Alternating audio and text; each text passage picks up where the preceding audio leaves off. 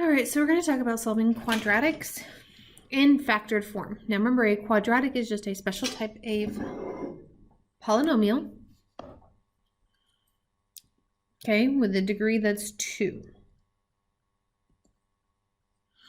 All right, in doing this, we have a special property that we can use to solve these. Now, when we're solving these, we're looking for where y is equal to 0. So we have the zero product property, which tells us if a times b is equal to 0, then either a or b must be equal to 0 as well. So this is very useful, which this right here is a quadratic in solving problems like this.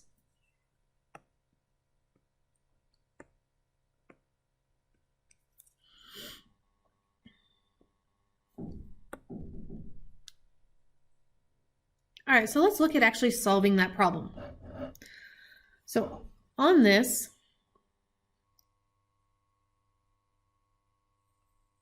all I'm going to do is I'm going to take that each thing is being multiplied. So the first parentheses is my a, the second parentheses is my b. And I set them equal to 0. From there, I can solve them just like I would any normal equation. So x plus 2 is equal to 0. Well, okay, to solve for x, I need to undo what's being done. So I'm going to subtract 2 since that's the opposite of adding. And I get x is equal to a negative 2. Then I'm going to solve the other one.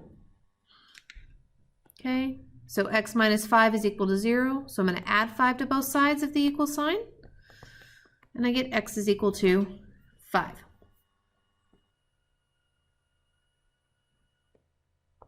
So sometimes they will write the what they call zeros, what are called zeros, as a set of numbers.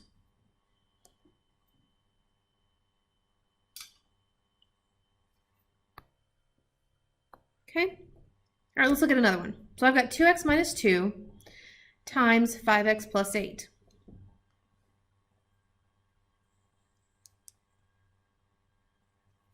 So I'm going to set each of those parentheses equal to 0. So 2x minus 2 is equal to 0, and 5x plus 8. And now I can solve both of these equations. Add 2. Those cancel out. I'm left with 2x is equal to 2.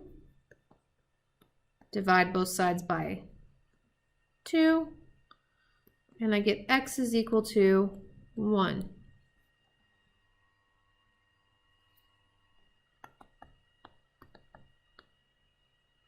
Okay, then I'm going to work the other side. So I'm going to subtract 8 on both sides first because, again, we have to undo addition subtraction first.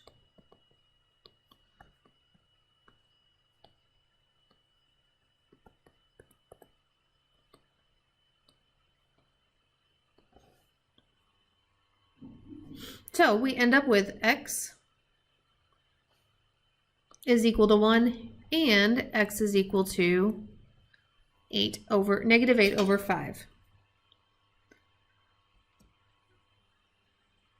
All right, I'm going to look at 2 more and then finish with this video. So we get 4x is equal to 0. Again, this one works just the same even though there's not the parentheses there.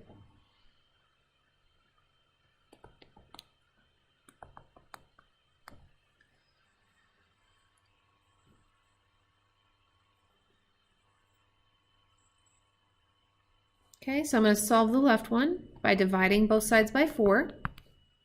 And I get x is equal to, well, 0 divided by anything is just 0. Working the left. So I get x is equal to 0 and x is equal to 2.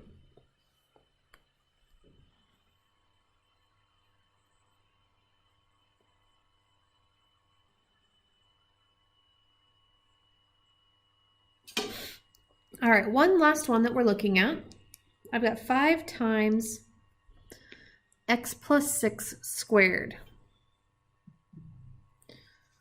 Well, remember, this right here tells me I'm taking whatever it's on and multiplying it twice.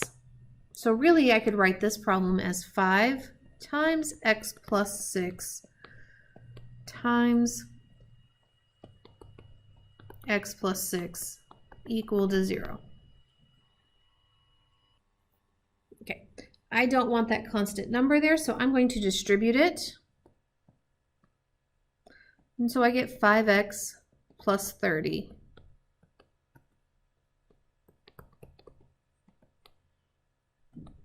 So now I can take and set my two things equal to 0.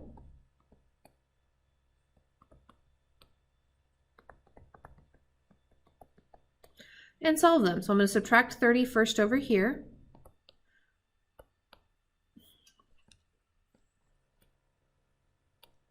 There we go. Which gives me 5x is equal to a negative 30.